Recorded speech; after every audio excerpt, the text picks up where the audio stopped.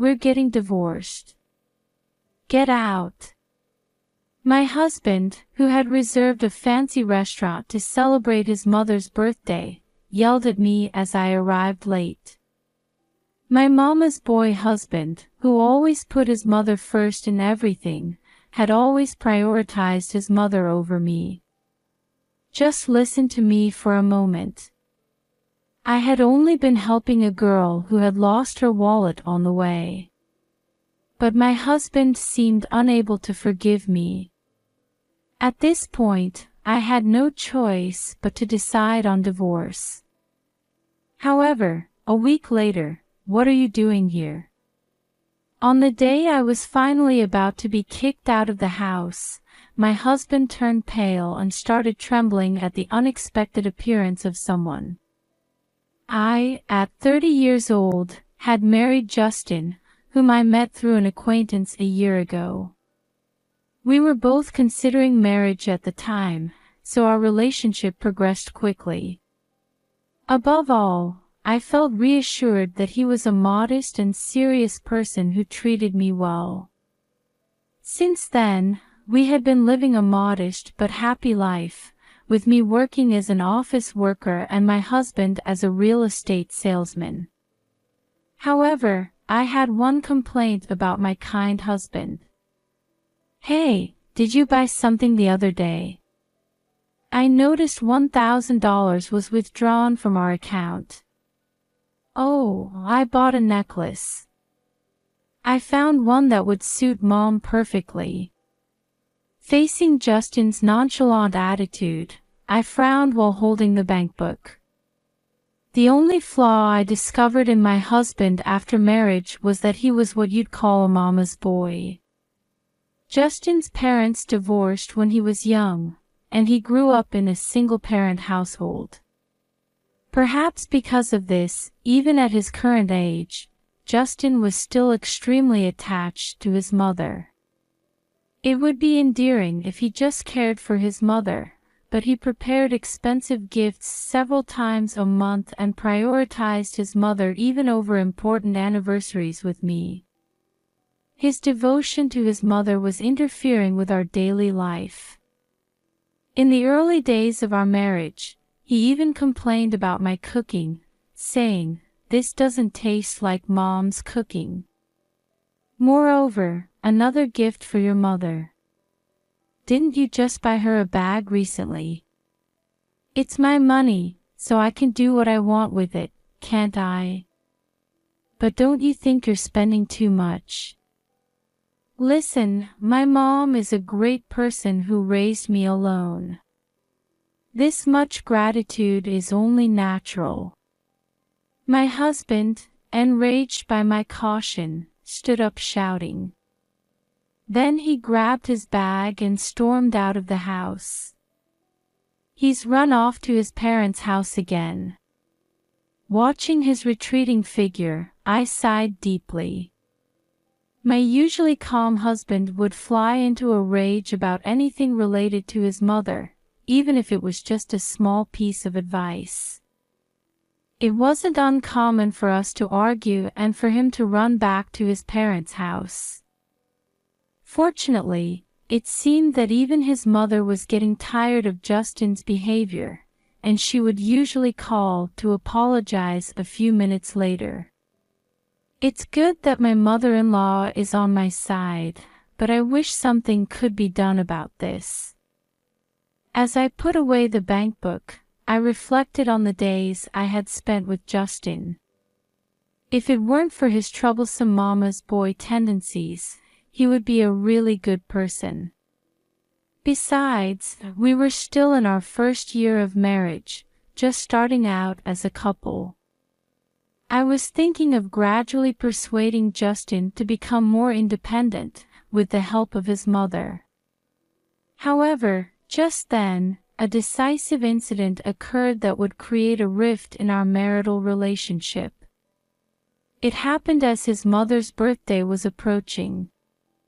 We need to celebrate Mom's birthday in grand style. Justin, of course, couldn't keep quiet about his mother's birthday celebration, and he enthusiastically reserved a dinner at a high-end restaurant to celebrate. His mother's birthday fell on a weekday, but Justin had taken the day off to celebrate his mother all day long. On the other hand, I was in the middle of a busy period at work and couldn't possibly take a day off. So, I pushed back against his pressure and decided to only join for dinner. You should just take the day off work for such a special celebration. That's not possible. I truly think it's a joyous occasion for your mother, and I'll celebrate properly. Justin didn't seem completely satisfied until the end, but there was no helping it. However, on the day of the celebration, as I was heading to the restaurant after finishing work, an unexpected incident occurred. As I was walking quickly, not wanting to be late, I heard what sounded like sobbing. Is that a little girl? Surprised, I looked around and saw a girl, about 6 years old, crouched down by the roadside. I couldn't leave her crying like that, so before I knew it, I was calling out to her. What's wrong? Are you lost? No, that's not it. I lost my wallet. According to the sobbing girl's story, it seemed she had an urgent need to take the train but had lost her wallet and was at a loss. I need to hurry. It was an important wallet my mom bought for me. Seeing the girl crying uncontrollably, I felt a tightness in my chest. I couldn't hear all the details, but it was clearly an urgent matter. However, if I just gave her money, she would still be worried about her precious wallet. All right. Use this to take the train. I'll look for your wallet. Give me a call when you've calmed down. After thinking it over, I took out $30 from my wallet and a business card with my contact information and handed them to the girl. Even though I had an urgent matter too, as an adult, I couldn't leave her like that. The girl looked at me with surprise at my sudden proposal. But, aren't you in a hurry? Go on, hurry. I pressed the money into the hesitant girl's hand and gave her a gentle push. She seemed to have made up her mind, and after a moment's hesitation, she bowed her head slightly. My wallet is pink. Thank you so much. Then the girl ran off towards the station. After seeing her off, I realized I would be late for the scheduled time and quickly tried to contact my husband. However, Justin didn't answer the phone, perhaps because he was on the move, so I had no choice but to leave a voicemail and start searching for the wallet. I have to search as much as I can for that girl's sake. And it seemed my thoughts were answered. Found it. This must be it. After about 30 minutes, I managed to find the wallet that had fallen into some bushes. I then rushed to the restaurant. However, being late for his precious mother's celebration seemed to be unforgivable to Justin. It's unbelievable that you didn't take the day off work, and on top of that, you're late. What's the meaning of this? As soon as he saw me arrive at the restaurant, he slammed the table with all his might, showing his anger. I'm sorry. There were some circumstances. I don't care about that. There shouldn't be anything more important than celebrating Mom's birthday. What should have been a joyous celebration turned into a disaster. Even when I tried to explain about leaving a voicemail and the circumstances, Justin wouldn't listen at all and just kept berating me one-sidedly. Neither I nor his mother could handle his rage, and in the end, we had to leave the restaurant. That's it, we're getting divorced. Get out of the house. Even after leaving the store, Justin continued to shout. Finally, his mother let out a deep sigh. She probably realized there was nothing to be done. She looked at me with a sad face and said, "I'm sorry. You should divorce my son." Until then, I had been thinking of trying to continue as a couple with Justin, but when I heard his mother's words, I suddenly felt a lump in my throat. No matter how good a person he might be at heart, this level of outburst was simply unacceptable. At this rate, even if we had children in the future, he would probably prioritize his mother over them. I myself felt I had reached my limit in continuing as a couple with such a person. I understand. Then let's end this. In the end, taking his mother's words to heart, I finally decided on divorce. After that, I left the still angry Justin to his mother and headed home alone. What should I do now? About the house from now on, explaining to my parents various procedures. Although I wasn't too shocked because it was my own decision, I was walking down the street in a half-dazed state due to the sudden turn of events. But at that moment, as if to encourage me, I received a phone call. Startled, I looked at my cell phone to see an unknown number displayed. Could it be that girl from earlier? Immediately guessing, I answered the phone. As I listened to the story, I found myself widening my eyes in surprise. I never dreamed at that moment that this phone call would greatly change my fate in the future. A week later, I was waiting for the moving truck in front of our house with Justin. After submitting the divorce papers, I had been making various preparations to live alone. Justin had been staying at his parents' house during that time, probably because he couldn't stand to see my face. However, he had returned home for the first time in a week, probably to mock me as I was finally leaving the house. I feel refreshed knowing you're finally leaving. I bet you'll be living in a rundown apartment from now on. That's a fitting punishment for neglecting my mother. I looked at him with pity-filled eyes as he looked down on me.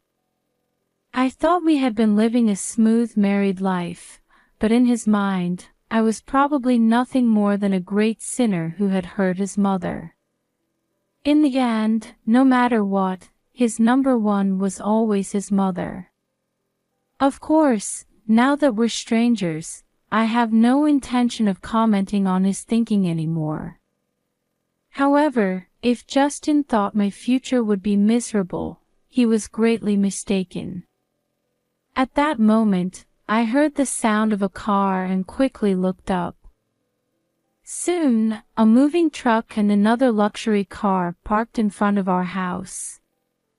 "What's this car?" Justin immediately showed a puzzled expression. However, the moment he saw the person getting out of the luxury car, his face contorted. "Ha! Why are you here?" As he turned pale and started trembling, I quietly raised the corners of my mouth. Standing there were Emma, the girl who had lost her wallet that time, and her father, Mr. Wellington. "Thank you for that time." I heard the story. At Mr. Wellington's imposing words, Justin held his breath. After encouraging Emma to return to the car, I stood next to Mr. Wellington and faced Justin. I was surprised too. Who would have thought that the father of the girl I helped that time would be the president of your company? It turned out that the person who called me that time was Emma's father, who was also the president of the real estate company where Justin worked. When we learned each other's identities over the phone, we were surprised, but as we talked, I learned that at the time Emma lost her wallet, she was rushing from school to the hospital to be present for the birth of her little brother, which she had been looking forward to. The president was too busy to help at that time, but thanks to me, it seems Emma was able to be present for her mother's delivery, and he was very grateful to me. I was surprised when I heard that the one who helped my daughter was your wife. What a coincidence. At Mr. Wellington's words, Justin probably misunderstood that his wife was being praised. He started bowing to Mr. Wellington with a silly grin on his face. I didn't know that happened. Well, she is a capable wife. However, Mr. Wellington frowned at his attitude. Seeing Justin's shoulders suddenly twitch, I felt amused and decided to reveal everything. It's useless to act like a husband now. I've told him everything. Ha! What are you talking about? About the divorce. And the reasons for it, as well as your work attitude. He must have had some idea because when I playfully winked at him, he gaped and started sweating profusely. Actually, after that big fight, I had met Mr. Wellington in person once to return Emma's wallet. There, with a feeling of wanting to teach my husband a lesson, I had confided in Mr. Wellington about our marital situation. After listening to my story with a serious face, he then shared a concern of his own with me. You've been going out on sales calls more than others, but your performance hasn't been improving. I've actually been suspicious about that for a while. At the president's low voice, Justin's knees started shaking as he looked at me. When I heard this from the president, I had a hunch and immediately confirmed with his mother. Her words revealed an unbelievable truth. It seems he's been hanging around his parents' house outside his sales area during work hours, slacking off. Apparently, Justin had explained to his mother that he was allowed to visit home because he had a flexible work schedule and was performing well, and believe it or not, he had been meeting his mother during work hours. At this point, even as an ex-wife, there's no way to defend him. Not performing well, slacking off to meet with your mother secretly. I'll have to carefully consider your future treatment in the company. Your mother is also furious and says she's cutting ties with you. You'd better be prepared. At my and Mr. Wellington's words, Justin's face quickly turned blue. He must have felt extreme despair at the prospect of losing his job and, more importantly, his precious mother. I'm so sorry. I'll do anything from now on. Please, just don't fire me. Am I the only one you should be apologizing to? No, I've done wrong to my wife too. I'm sorry. Can't you persuade Mom for me? I'm begging you. Cornered by Mr. Wellington, Justin finally started prostrating himself on the asphalt. I looked down at his pathetic back of the head with a cold gaze. If he had changed his mind earlier and apologized, our marriage might have had a different ending. However, it was Justin himself who had thrown away his chances for redemption, ignoring the advice from me and his mother. It's all too late now. Learn from this and grow up quickly. In the end, I gave one last glare at him as he remained bowing, and left for my new home with Mr. Wellington. The last chance for Justin and me to reconcile had long passed. After that, due to his poor performance and the fact that he had been slacking off coming to light, Justin was fired from the company. Having lost his source of income, Justin immediately tried to rely on his mother, but his mother, fed up with his behavior, actually disowned him. Being rejected by his beloved mother must have been a punishment worse than anything else for him. And so, Justin has now lost his money, social credit, and family, and is said to be wandering the streets. Meanwhile, thanks to Mr. Wellington's arrangement, I'm enjoying a comfortable life in a spacious apartment that I'm renting at a great price. I've also become quite close with Emma. At this rate, I hope to spend happy days from now on.